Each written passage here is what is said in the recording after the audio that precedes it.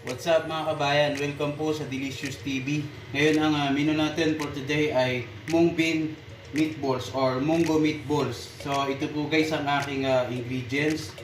Ang ating munggo. Bali, binoil ko na siya guys para madali na natin siyang i-portion mamaya or nilaga ang ating munggo. And then, mimix ko siya ng konting ground beef. And then, ang ating flour, cooking oil, fresh egg, oyster sauce, breadcrumbs, fresh garlic, chicken powder, pepper, sugar, and salt. So, ayan lang po guys ang ating mga ingredients. So, simulan na po natin.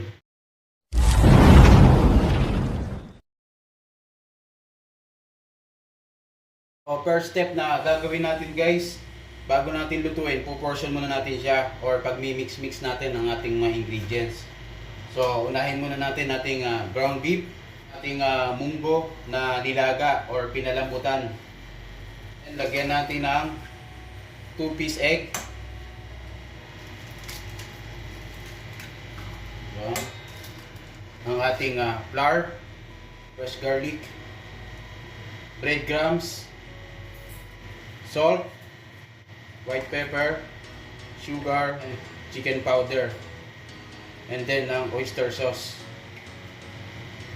And then mix natin guys.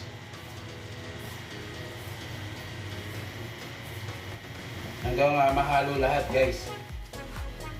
So ayan, tapos na tayo guys sa ating first step. Doon naman tayo sa second step.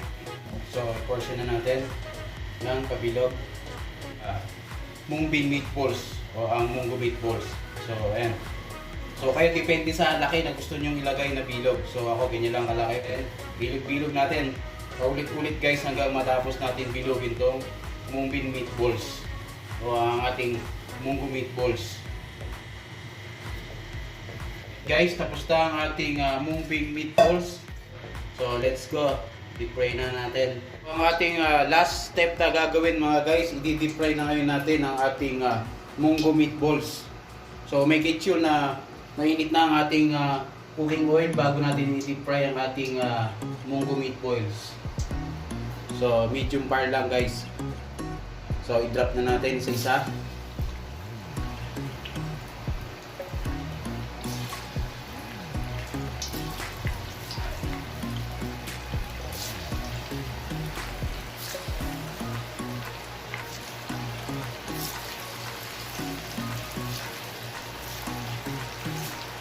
Bali, so, dahan-dahan lang tayo guys para hindi tayo mapasok.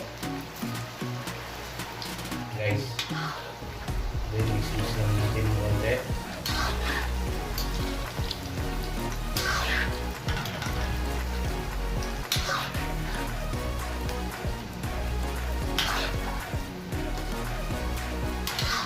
Then hintayin na natin maluto guys.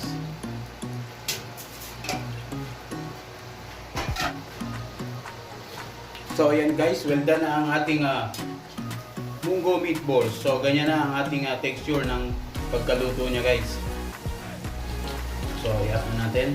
So ayan na guys, ang ating munggo meatballs. So let's go, plate na natin.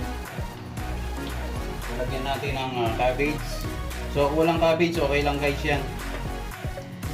Pang decorate lang natin. And then ang ating sauce, sweet chili. So kayo kung ano ang gusto niyo sauce, pwede ang ano diyan, ketchup or vinaigrette o whatever na gusto niyo sauce guys, or ako kasi sweet chili ang available ko diyan. Pwede. So ilagay na natin ang ating meatballs. Kung kasya lang sa ating plate. Done na ang ating mung bean meatballs. So done ang ating munggo meatballs. So thank you very much guys for watching. See you in my next video and God bless.